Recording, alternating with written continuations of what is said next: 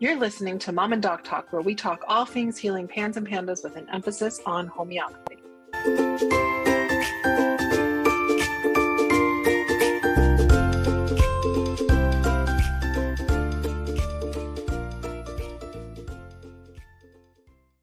Hi, it's Jody, the mom of the Mom and Doc Talk podcast. We're taking a short pause this summer to enjoy our families and hope you're doing the same. In the meantime, we wanted to give you guys the opportunity to catch up on any episodes that you might have missed or take a break. We know you need a break. You deserve a break. Here's a rebroadcast of one of our most popular episodes. We hope you enjoy it. Today, we're going to talk about how PANS tends to impact mental health, feelings of isolation, feelings of overwhelm for the parents who are having to deal with it. So again, this is another one that is Jody heavy-ish, although I will say right up front that Jody obviously can only speak to her own personal experience or by extension, the experience that she's heard from the people that she has become friends with or the people that we have worked with at Resilience Naturopathic. And so I'm here to give a little bit of a broader fill in the gaps for what Jody doesn't have from her own personal experience, from what I've seen with the folks who I've worked with as well. So Jody, before we got started recording, we were talking about how you weren't sure that you were going to do a very good job at this. And I had to jump in to remind you that, again, that is your personal experience. Why don't you share what your personal experience was? Because I think we just had some really, really big insight to something. Well, I feel like there's definitely like a spectrum of how we can respond to PANS. And I feel like I was so far on one side of the spectrum that I just like completely and totally shut down like everything, the biggest thing that I can remember is whenever Avery had her onset, I just had a feeling of shock. And that feeling of shock just kept growing and growing and growing. And every day it got worse. It got worse for like 4 or 5 months. And I felt like my body and my brain were just in a state of like frozen. And I couldn't have, I just completely walled off. I had no emotion whatsoever. I remember one time during Avery having all of her, like everything that was going on, there's one specific time where I broke down and I just had a big, huge cry. To me, it felt super, super uncomfortable and I didn't ever want to do it again. Just because I've always been a like emotionally quiet person. And my response was to literally stuff every emotion, every feeling, like all of that. I just kept stuffing it down and almost kind of like laughing my way through things. But now looking back, it wasn't healthy, right? I was just trying to laugh through things and make it through things and just shove down the emotions and the feelings that were happening.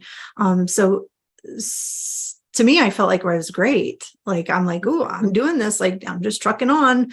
We're taking care of things. We're getting things done. And I felt this immense sorrow, but like extremely numb and not just numb to what was going on right there, like completely numb to the entire world. I don't need, like, I just shut everything off, like my interactions with people, my connections with people, my connections with my husband. I just shut it all down because that was the easiest thing for me to do. Yeah. And one of the things that we touched on was that your emotions almost in some ways felt like a threat to, like you had so much happening around you that if you added your emotions to the mix, that was going to be like the straw that broke the camel's back. Yeah. Right. Yeah. And on top of that, like, let's just add in the other topics that we're talking about today, aside from just like mental health and like emotions, like the feelings of overwhelm and isolation that come as just a part of dealing with PANS. Because let's just face it, PANS for somebody who is an extroverted, sensory seeking type of person is still going to be a lot, right?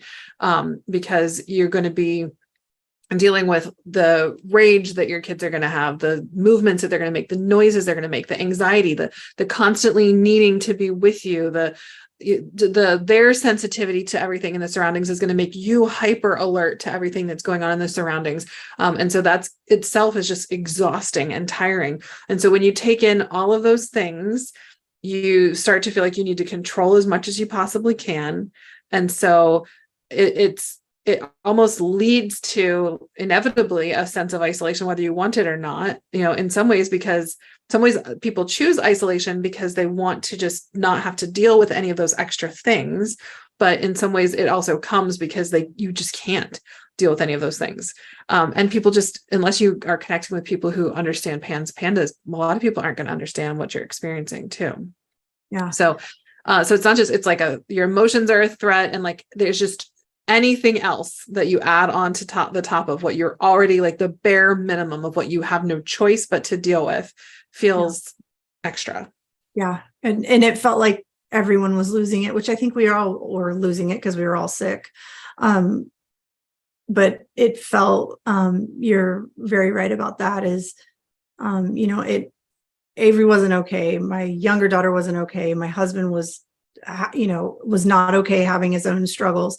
It felt like if I didn't keep control of myself and keep a lid on my emotions, that we all might just like completely go up in a tornado of out of control, and who would be driving the bus. And also, I love that you said control, because that was, I had control of nothing during that time, but I did have control of keeping my emotions at bay. So maybe that was me like grasping onto bits of control, but also like trying to control what was going on. It was chaos.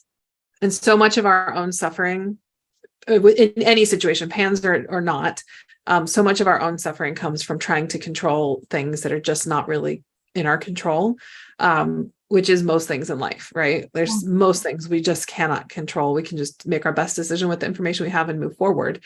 And so much suffering comes from trying to control the uncontrollable. And so it absolutely, you're not alone with parents who will grasp on anything you feel like you can control, even if it's not something that is the healthiest thing. And so whatever our tendency toward coping strategies we tend to use can become excessive, which, and many coping strategies that are healthy can become unhealthy if used in excess, right? So exercising to cope with stress is great until you're exercising 6 hours a day, and then it's disordered. Eating a healthy diet is great to help cope with stress until you reach the point that you're basically in orthorexia, or having a disordered eating because of the rigidity that you're experiencing, that kind of thing.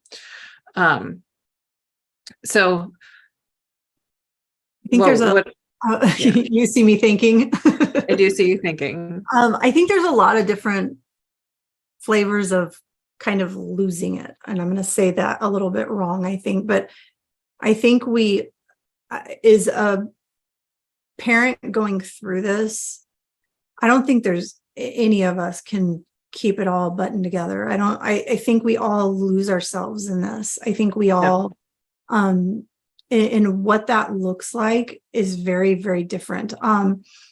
I lost myself quietly. I think some people lose themselves in a much more outward way than I did. And when I say lose themselves, I mean like just a trauma response, like how they respond to what's going on with their kids. And so, I know there's moms that I've talked to that are like literally telling me I'm going crazy. I'm yelling and screaming at everyone. I'm yelling at my kid. Everything is just insane, and I can't keep it in. I can't, like, everything is coming out on everyone. And I think that there's, probably even more ways of, I just don't think any of us are okay through it. Nobody can be okay through that. And I think it's a matter of just like figuring out what works for our kids, is finding what works for us going through it. There were little things that helped me get through it, and kind of get my mind back to an okay space when I was feeling like completely alone or completely just devastated or out of it or whatever the emotion was. There was little tiny things that I found that I was able to do to help my kind of recenter myself. And I think that's part of the journey, is all of us parents figuring out the little things that we can do to help ourselves through it. Yeah. So let's talk a little bit about like the typical journey that we see with parents' emotional and mental health. So when you first are confronted with PANDS, most people are feeling confusion and fear. Because especially if you have the stereotypical onset where it's a really rapid, like your kid's fine today and 2 weeks from now, your kid is completely controlled by their tics and their OCD and their rage, and they cannot sleep and they're wetting the bed and all of the things that come with PANDS and PANDAS. And so, but even if you're not in that space where you had the sudden onset, if you had the gradual onset or the onset that you can tell in retrospect happened at a certain time, but had episodes that you maybe were dismissed for, or even dismissed yourself. So usually that's like that confusion, that fear, frustration is going to come about with your family and your child who has PANS, and as well as the medical community that you're likely going to get some help that probably doesn't have answers, or might, even if if you come and say, I think this might be PANS, that they say that's not a real thing, and then start looking at you sideways. So, and like I said, most people are going to feel like frustration with their children too, because until you know for sure that this is something that they can't control, it feels controllable. And you're like, why can't you just do this? Like, what, you could do this a week ago. Why can't you just do this now? What is going on? So after that sort of like confusion, fear, frustration, when you start to figure out what's going on, guilt comes in for a lot of people. Because then, especially for the time period that you might have been a little bit more frustrated and maybe a little bit harder on your kiddo than you now realize, once you've gotten a clear understanding of what's going on, you might feel, oh, that wasn't very fair of me, or I feel badly because I was treating them as if they could control this, and I understand now that they can't. And so having guilt come on is a pretty common experience for parents. Wow. And then as they're going through, especially people before they get to homeopathy and start to see slow, gradual improvements that are reversing the trajectory that they were used to, there's a lot of disappointments, and that can lead to increasing frustration and depression and anxiety and grief. These are all things that the grief comes on for most people at some point, because parenthood is not what they expected it to be. It's not what they wanted it to be. They feel grief for their child too, who is missing out on all sorts of things that you want for them, for their childhood, because they're caught in the grips of PANS and all of the compulsions and the rituals and the fears and everything that they are unable to do because they just can't interact with their world the way that a quote unquote typical kid could. Yeah. And just the longer you live in a place with fear and with some sadness, and then just getting to the place where you're so depleted because of the amount of time that you spend managing somebody else's instability, and then also looking for solutions for that instability, it just takes from you. And so you get increasingly fatigued, and your personal resources to help you maintain like a level head and a cheerful mood, it's just not there. And so a lot of parents end up depressed and anxious, having a certain amount of anger, and sometimes to the point that it's actually diagnosable as like a clinically significant experience. And so it could be diagnosed as like major depressive disorder or an anxiety disorder or panic disorder. We talked in episode 17 about PANS PTSD. I don't know that anybody actually gets diagnosed with PTSD unless they've got a kiddo who's threatened their lives, have gotten to like that level of aggressiveness. But you still have trauma from this because it's ongoing all day, every day, managing all of the symptoms for your kiddo, not finding solutions or having something that helps for a little bit, but then doesn't help anymore, and seeing things just continue to progress. Am I missing anything in that general trajectory that we see? No, but as you list everything out, I'm like, oh, like one thing I can for sure say is that the way that I did it is like, I felt like I was doing the safest thing for everyone, myself not feeling all the feelings, my family, I was keeping things together for everyone. But once Avery got healed, I spent it was like after that when all of it started coming, like I had to process through all of that. And so I stayed in a space where I was not okay for quite a bit after Avery, and luckily, homeopathy's helped me through my own working through of all of that. And but man, walling myself off and not feeling anything felt so safe at the time. But it eventually I felt it all, and I think I'm still feeling it all, and I might feel it all a little bit forever. But as time goes by, it gets a lot easier to, I guess, kind of process my own emotions and be okay with feeling even the things that I felt back then. Yeah. And so, we do need to acknowledge that there are some people that are going to be like you, that are going to feel all of those things. And the minute it shows up, they shove it down and find a way to like superpower through it and to like armor up and let's go and try to be the bright, bubbly person. And you think, it's almost like a codependent type of behavior where you feel like you have the ability to control how other people feel and how other people act and respond. And that you're always trying to like do whatever you can to make things perfect, to like compensate for however this isn't working or this isn't working or this isn't working. And so there's some of that too. So sometimes people will look like super, like they've got it all together. They're super happy, super cheerful. I honestly, I'm trying to think of the people who I've worked with, and there are some people who have a generally better attitude about things than others, but I will say that most of them, it only really starts to shine through after there's been a certain amount of healing with homeopathy. Especially like, it's, you'd have to be like the most Zen person to go through all of the things that you go through as a PANS parent and not have any negative emotions showing up. I think one thing that comes to mind is especially when it comes to isolation, I think one of the ways that parents deal with isolation when they're going through this is finding online communities, because many times you can't really get out of your house. A lot of families are homebound as a result of PANS. And so finding an online community, both to learn more about this, to get resources, to see what worked for other people, but also to just connect about the struggles that you're going through on a daily basis.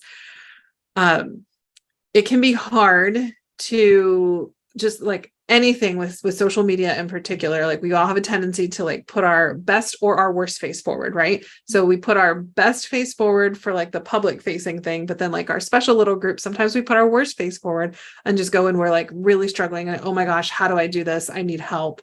And so the reality for most people is probably somewhere in between those two, right? And so remembering that people are coming in like either end of that spectrum, like they're showing their best or they're showing their worst. There's not a whole lot of like, here's the messy middle, and here's what it looks like on a decent day, but not like a great day, but also not terrible. And so remembering when you're interacting with people too, that like people are coming from whichever state they happen to be in is when they're most likely to be engaging in social media.